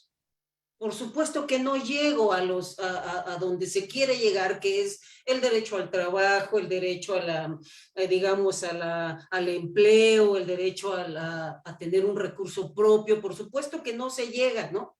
Pero el gobierno hace lo mínimo y espera, por supuesto, que tú y la sociedad hagamos lo que sigue, ¿no? Entonces, si desde mi punto de vista, si lo miramos de esa manera, tenemos mucho trabajo. La persona misma con discapacidad, ¿no? la sociedad en general, las instituciones en general, para favorecer el acceso y la participación plena, ¿no?, de las personas con discapacidad. Entonces, pues por supuesto que tiene que seguirse trabajando, y en esta parte coincido mucho con Germán. Las personas con discapacidad tienen que ir por delante, tienen que ir a la vanguardia, tienen que ir también enseñando, mostrándonos, ¿sí?, indicándonos también cómo podemos apoyarles, porque ellas y ellos son los expertos, los que saben sus necesidades, y entonces, ¿cómo te puedo apoyar?, ¿no? Habemos muchas personas solidarias, ¿no?, preparadas, que estamos como metidas en este ámbito, y que sí podemos hacerlo. Entonces, tenemos que hacer una sinergia, desde mi punto de vista, repito, de trabajo como sociedad, para que podamos avanzar, ¿sí? Porque por supuesto que no están dados por ninguno de los gobiernos, ¿sí? Es más, no sé si a nivel mundial, ¿no?, se pueda decir que hay un país X que sí está otorgando los derechos plenamente a todas las personas. Yo creo que no, ¿no? Estamos en búsqueda de ello, pero es algo que no debemos dejar, ¿no?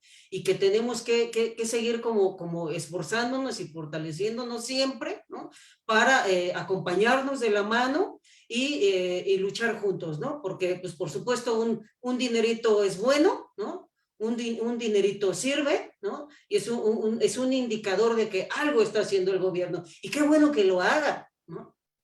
Y qué bueno que esté este chance, digamos, y este acceso, ¿no? Que por supuesto es una práctica mínima de alcance de derechos, pero es una práctica ya, ¿no?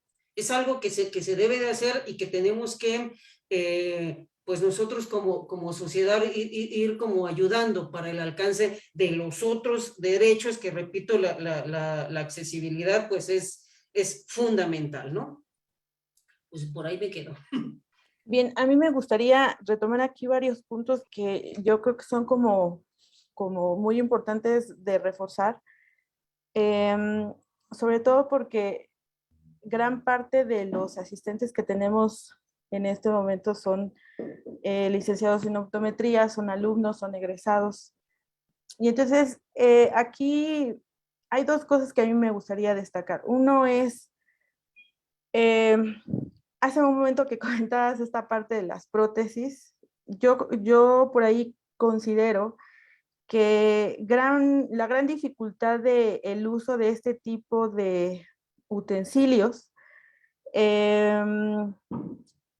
sí de pronto parecieran ser como una cuestión de estética, ¿no? Evidentemente, y de un constructo social, como bien lo comentaste.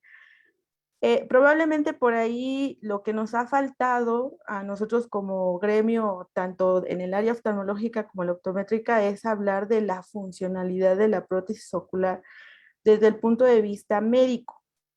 Estructuralmente hablando, en la anatomía de las cavidades orbitarias, del rostro y demás, y no tanto de la estética, ¿no? Esta parte es importante, sobre todo en el crecimiento de la cabeza, de las cavidades orbitarias, sobre todo en los pacientes pediátricos, que por alguna razón, por ejemplo, en el caso del retinoblastoma, se tiene que extraer globo ocular, y habrá que colocar las prótesis, no en un manejo estético, sino en un manejo preciso de dar y favorecer el crecimiento de la cavidad orbitaria y la simetría facial y la funcionalidad.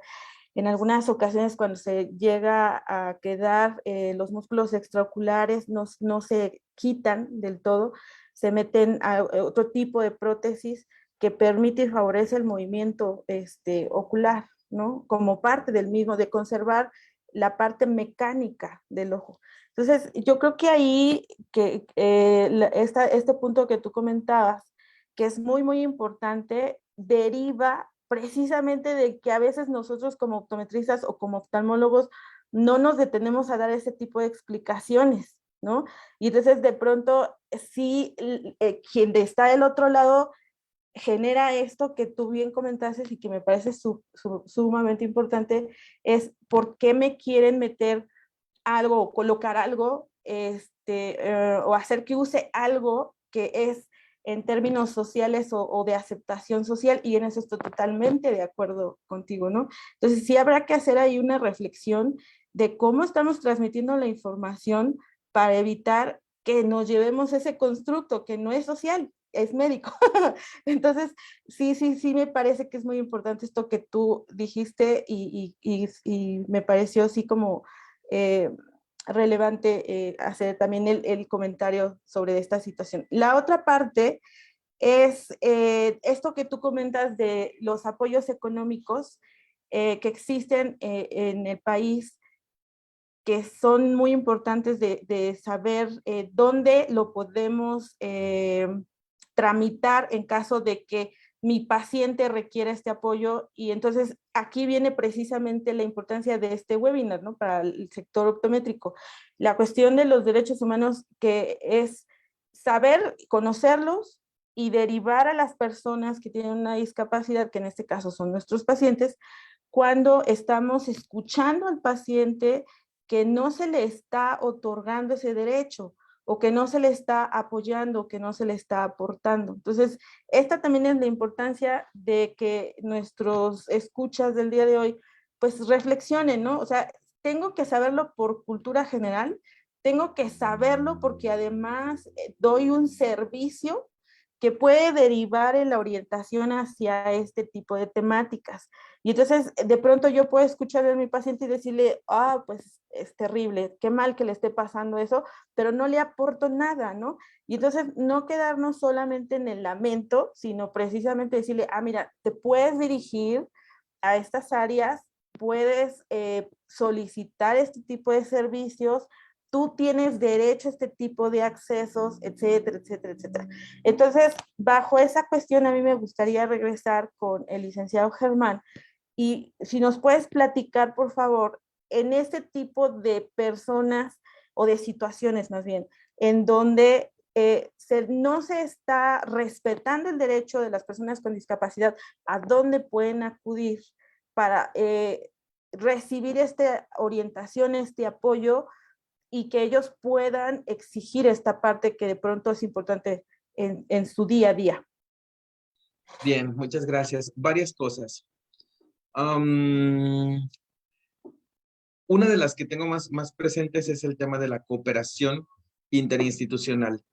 Creo que las instituciones, como en el caso de ustedes que están involucrados con el tema de la salud, oftalmológica como tal, o optométrica, no sé cómo mencionarlo, pero que están vinculados con esto, tener algo. Nosotros cuando estábamos en la asociación trabajábamos algo que se llamaban rutas de atención.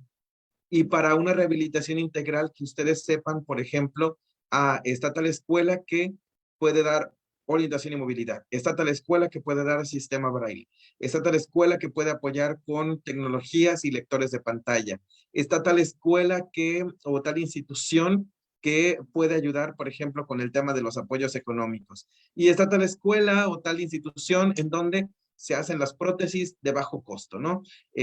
No sé, o sea, la idea es que se tenga la información lo más integral posible, porque si seguimos trabajando de manera aislada, pues únicamente tenemos una partecita de la visión de esa persona, de quién es esa persona, y nos olvidamos de todo lo demás. Entonces, sí es muy importante la cooperación y el involucramiento interinstitucional para lograr darle respuesta a las personas con discapacidad, ¿no? Además, ¿qué es lo que requieren? Por ejemplo, me acabas de tocar un punto interesante, el tema de retinoblastoma. Tengo secuelas de retinoblastoma, mi ceguera se debe a retinoblastoma. Y, por ejemplo, ¿qué debemos saber las personas con retinoblastoma? Nuestra familia, ¿no? ¿Dónde se pueden hacer los estudios genéticos? Nuestros hermanos, por ejemplo. En fin, no desligar el tema de las personas, ¿no? Y a propósito de las prótesis, sí, desde una introspección y desde una reflexión muy al estilo de las posiciones críticas sobre la discapacidad, sobre el derecho a la diferencia, es cierto que la persona puede, pero una vez adulta, ¿no? Yo estoy en este proceso con mi bebé, y Pues se requieren las prótesis. Sí, se requieren por las razones que tú comentabas, correcto, pero también se requieren por una cuestión de estética, porque al final, pues no sé, a menos que haya otro tipo de posiciones, por el amor de Dios. Gracias. No sé si haya otro tipo de posiciones, pero sí, por ejemplo, nos arreglamos, nos vestimos para la otra persona, ¿no? Usamos cierta indumentaria para la otra persona porque al final vivimos en relación con los otros, ¿no? Y sí, también vivimos para nosotros, pero estamos en una sociedad. Yo pienso, por ejemplo, en el caso de las prótesis, no creo que sea un asunto para que la gente no se asuste. Forma parte también, hay que comprobarlo, ¿eh? Porque, por ejemplo, en mi caso, yo casi no usé prótesis y creo que no se me deformó la cara, eso creo yo, ¿no? Pero em, hay que comprobar que de verdad las prótesis sirven para eso, ¿no? Pero hay una cuestión, sí, también estética relacionada con este tema, pero también es cierto que la persona puede decidir. Por ejemplo, yo ahora tengo la oportunidad de adquirir mis prótesis, de comprármelas, en fin, de ponérmelas del color que yo quiera, pero yo no quiero, porque así como me ven, ya forma parte de mi identidad, ¿no? En mi caso, y a lo mejor en el de Mari Carmen igual puede ser, y a veces las prótesis son extremadamente dolorosas, pero en ocasiones hay personas que se sienten muy seguras usando prótesis, ¿no?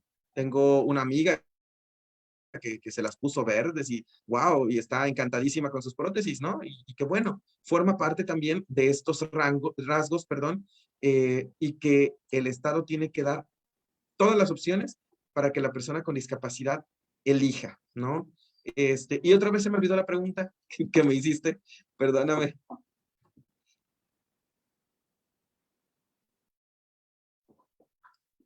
Bueno, creo que también a mí ya se me fue porque me quedé muy clavada en lo que acabas de comentar de las prótesis. Ya recordé, perdón. Es que me quedé pensando en todo esto que estás comentando de las prótesis. No habíamos, vamos a hacer un webinar de puras prótesis, porque Sí, creo que estaría es muy genial. interesante. No lo había yo pensado, obviamente, pues porque somos del área de la salud, no lo había pensado desde esa situación que lo están comentando ustedes, ¿no? Desde esta cuestión de no quiero utilizarlas, no me son importantes, etcétera, etcétera, ¿no? O sea, nosotros como por default damos por hecho que es necesario que se tenga que utilizar, ¿no? Entonces ahorita sí me hiciste como quedarme haciendo una reflexión de todo lo que estás comentando, pero bueno, ya recordé, la pregunta era sobre a dónde pueden acudir las personas con discapacidad cuando quieren orientación sobre Ya. sus derechos humanos, ¿no? Sí, claro. Ya que dando la última pincelada a este tema de las prótesis, pues sí, decirte, por ejemplo, yo en este caso, ahorita con mi bebé estoy en ese proceso y en este momento yo estoy eligiendo ponerle prótesis. Sí, ya más adelante, 13, 14 años, porque está bien el derecho a decidir, ¿no? 13, 14 años me dice, yo no quiero usar prótesis porque sí me siento mejor, está perfecto. Cuando ella tenga la oportunidad de decidir, porque yo sé lo que duelen, que te pongan unas prótesis, yo entiendo, y si ella no las quiere, está bien, pero ahorita, mientras sea bebé, mientras yo pueda decidir por ella, yo voy a tomar esa decisión. Y también, pues a lo mejor por una cuestión pues de que ella no, por ejemplo, no se le deforme, como en mi caso, la cavidad ocular, etcétera, ¿no? Entonces, bueno, ¿y a dónde pueden acudir en los casos de el tema del recurso? Pues a la Secretaría de Bienestar pueden acudir y si no se les otorga, porque hay muchas personas que están padeciendo por esta cuestión de la beca, si no se les otorga, pueden acudir a la Comisión de Derechos Humanos, a la Comisión Nacional de los Derechos Humanos, a interponer su queja por la negativa o por la falta del acceso al apoyo, ¿no? En este tema, debo comentar de manera muy objetiva que pues el gobierno no está diciendo que se nos van a retirar los demás apoyos.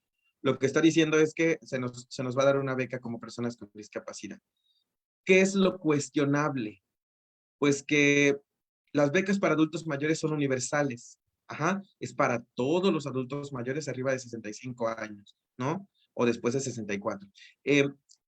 Pero para las personas con discapacidad no es universal, es únicamente para 1 millón de personas con discapacidad y se dará prioridad a aquellas que vivan en comunidades rurales y pueblos indígenas. Punto para el gobierno, ¿sí?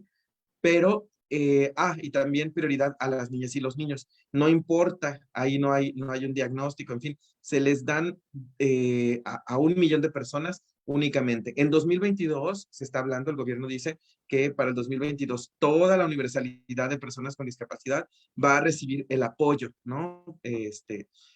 ¿Cuál es la cuestión? ¿Qué es lo cuestionable aquí? ¿Por qué a los adultos mayores se les da una determinada cantidad y por qué a las personas con discapacidad se les da otra cantidad? ¿Cuál es la base? El gobierno, bajo ninguna circunstancia, debe ser discrecional. El gobierno tiene que tener parámetros, criterios de elegibilidad para ver a quién se le otorga un apoyo o a quién no. Entonces, para ver a quién se le da más y para ver a quién se le da menos, ¿cuál es la base? ¿Por qué hay una beca de 1,200 o 1,300 pesos? Ya no sé si mensual o bimestral, que yo no accedí y no voy a acceder a esa beca, ¿no? Pero ni siquiera me preguntaron si la quería, ¿no? Pero no sé de cuánto es el apoyo. El asunto es que, ¿quién determinó que 1,200 o 1,300 pesos eran lo mismo para una persona usuaria de silla de ruedas? Era lo mismo para una persona con discapacidad intelectual. Era lo mismo para una persona ciega. O era lo mismo para una persona con discapacidad psicosocial. Que ojo, las personas con discapacidad psicosocial no están contentas, aunque, por ejemplo, en el caso de personas con discapacidad, la Secretaría de Bienestar pide que para solicitar el apoyo lo haga un tutor o tutora. Esto contraviene lo que dice el artículo 12 de la Convención del igual reconocimiento como personas ante la ley. Entonces, la forma de otorgar la beca de entrada es discriminatoria y violatoria de la propia Convención sobre los Derechos de las Personas con Discapacidad. Entonces, ¿cómo se determina una cantidad para las personas con discapacidad y otras cantidades distintas para el programa de jóvenes construyendo el futuro o para el programa de adultos mayores?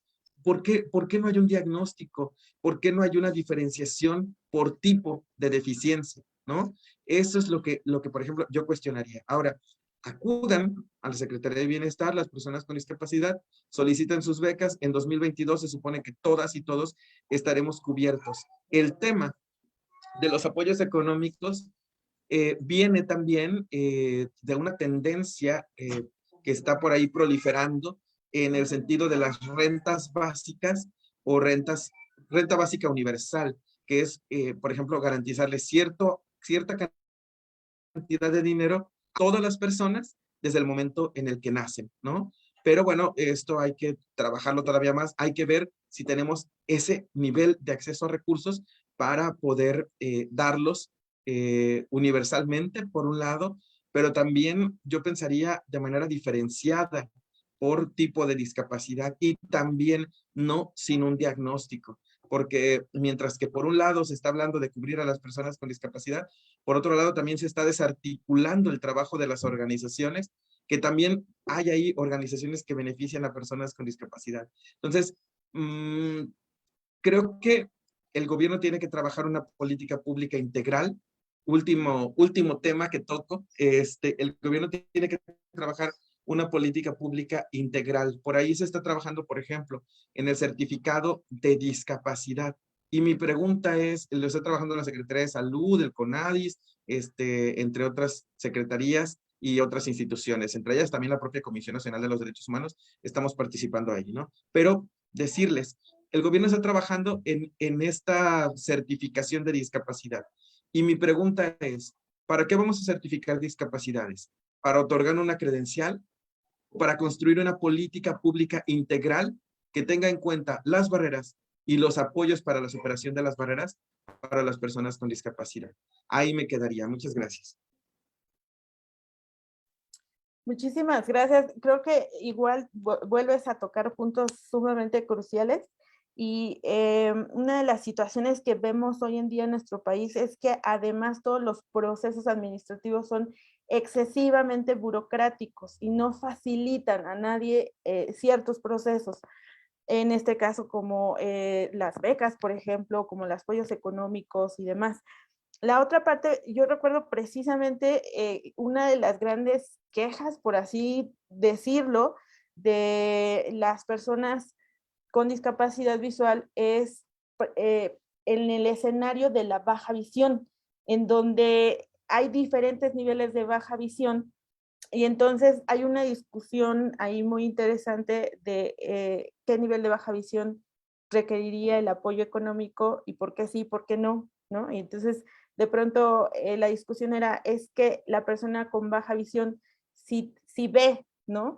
Y entonces sí puede hacer, sí puede ir, sí puede trabajar, sí puede desplazarse, etcétera, etcétera.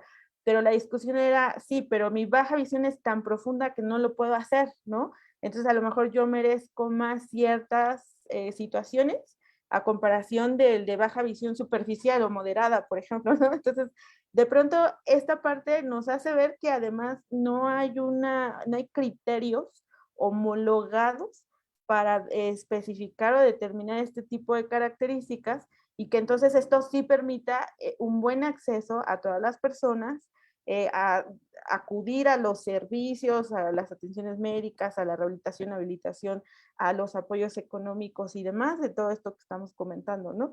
Entonces, sí existe una problemática importante con respecto a que se lleven a cabo de buena forma toda esta cuestión de los derechos humanos y además de las aportaciones sociales y la accesibilidad que se tiene a los servicios de salud. Bueno, pues yo considero que vamos a tener que cerrar ya con esto. Estamos a unos cuantos minutos de que este webinar termine. Y a mí me gustaría, pues primero agradecer a los ponentes que participaron el día de hoy en este webinar sobre derechos humanos.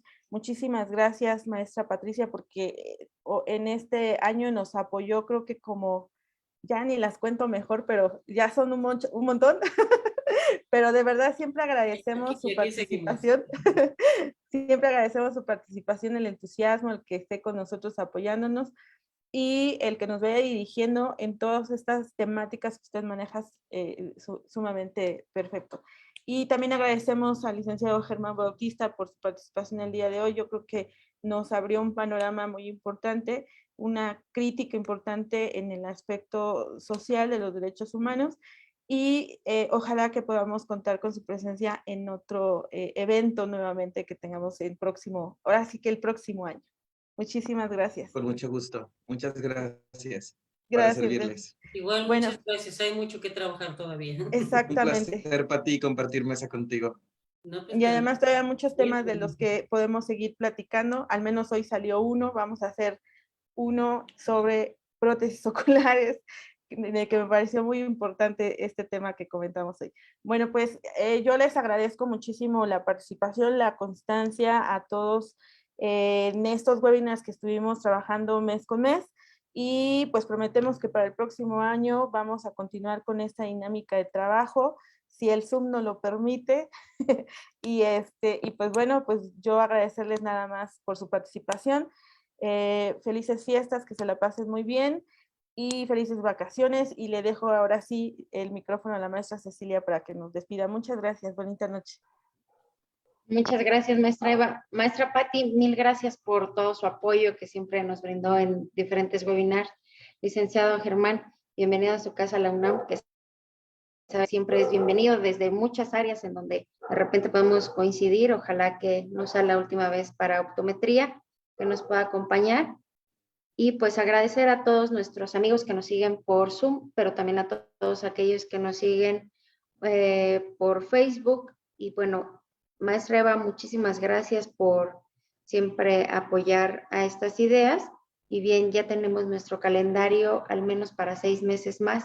Si la DEU también nos puede seguir apoyando en estas condiciones, no nos queda más que agradecer a nombre de la carrera de optometría, de la jefatura de la clínica de optometría, de la jefatura de baja visión, agradecer a la DEU por todo el apoyo que nos ha brindado y pues esperamos vernos, si Dios así lo permite, el siguiente año por un webinar más. Que la pasen muy bien, excelentes fiestas para todas y todos. Hasta pronto, gracias. Hasta pronto. Gracias. Un abrazo, maestra. Gracias. Sí, maestra Eva, muchas gracias. Abrazos, bye, bye. Agradecemos a todos su asistencia. Les recordamos que en el chat está apareciendo el link para solicitar su constancia. De igual manera, les informamos que todas nuestras conferencias están grabadas en el canal de la DEU. De igual manera, pueden visitarnos en la página de la división para conocer nuestra oferta de cursos, talleres, diplomados y seminarios. Muchas gracias, felices fiestas y esperamos contar con su asistencia el próximo año. Que tengan una linda noche.